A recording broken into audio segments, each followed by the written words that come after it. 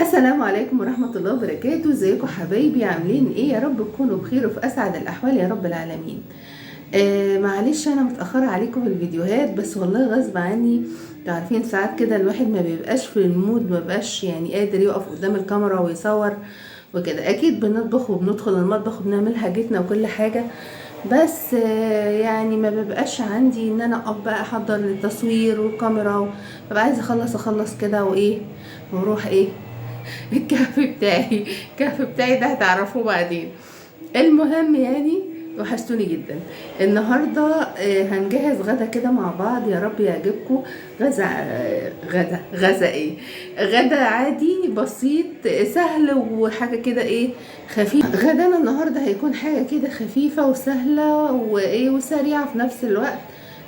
حاجه كده ايه من المطبخ المصري، يعني كل البيوت المصريه عارفاها اكيد. حاجه كده اقول لكم تعالوا نشوف النهارده هنطبخ ايه، وبلاش رغي كتير، خليكم معايا. تعالوا نشوف بقى مكونات الغدا بتاعنا ايه النهارده. عندنا النهارده طبق جمبري صغنطوط كده، يعني حوالي كيلو من الجمبري متقشر، ومعانا خضره، ومعانا بطاطس مقطعاها جوانح، ومعانا طماطم مقطعاها، ومعها قرن فلفل. دي هتبقى التسبيكة بتاعتنا.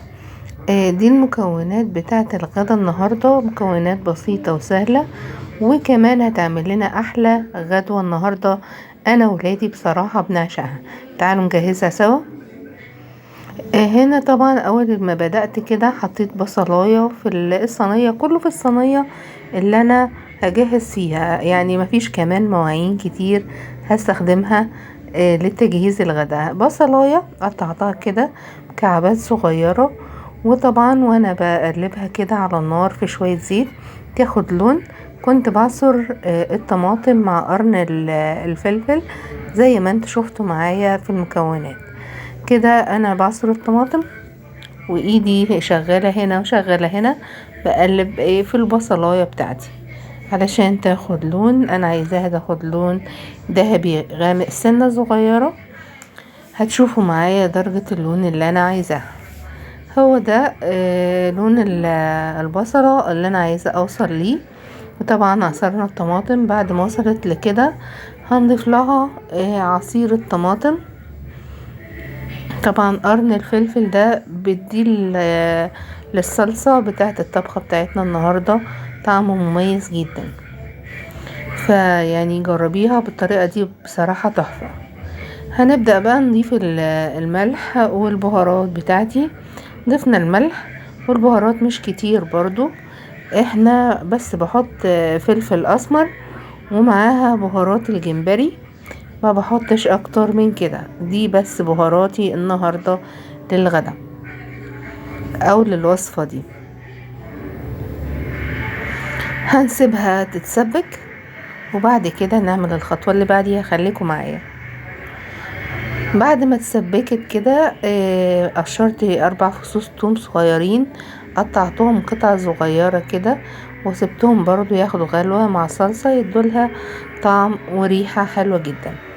التوم لما بيكون ني بيكون ريحته ظاهرة قوي مع الصلصة وهي بتتسبك، فانا ما حطيتوش مع البصلة عشان يطلع الريحة بتاعته والاكل بيغلي وبيتسبك ويستوي. طبعا اول حاجة هضيفها البطاطس. اضفته للصلصة بعد ما قطعت التومة.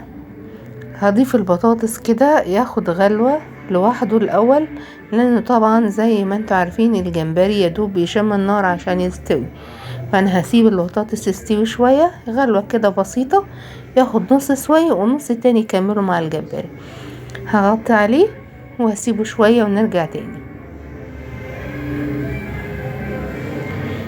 رجعت له طبعا بعد ما خد الغلوة اللي انا قلتلكوا عليها، وهنبدأ بقى فاضل الجمبري عندي هضيفه كده على وش الصينية وهفرده كده على البطاطس من فوق.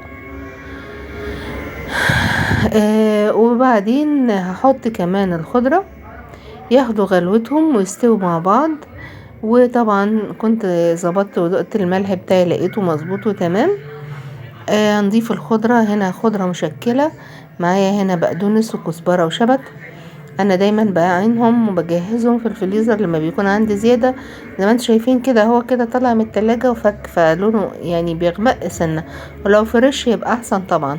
بس انا كان عندي في التلاجة بيكون عندي كتير، فبقطعه وبعينه في الفريزر لما بحتاجه في طبخة، يعني بطلع على قد ما انا محتاجة. فمش وحش، بس الفريش طبعا بتبقى ريحته طالعة احلى يعني. انا عن نفسي بحب الحاجه بكون لسه طازه، يعني ما تفرزتش. ما بحبش افرز حاجات كتير في التلاجة. لا، بحس ان طعمها بيروح او يعني بتخسر من قيمتها شويه. بس يعني بتفك ازمه في وقت زي ده. زي ما انتم شايفين معايا كده كنت خلصت خلاص بعد ما اتاكدت ان البطاطس والجمبري نشف خلاص عليه الطماطم خالص. غرفته بالشكل اللي انتوا شايفينه ده. يا رب يكون عجبكم. وصفة بسيطة وسهلة وسريعة جدا، وكمان مش مكلفة. يا رب يكون الفيديو بتاع النهاردة عجبكم، وما تنسوش تحطوا اللايك والشير واشتراك للي لسه ما اشتركش في قناتي. واشوفكم ان شاء الله في فيديو جديد. مع السلامة حبايب قلبي.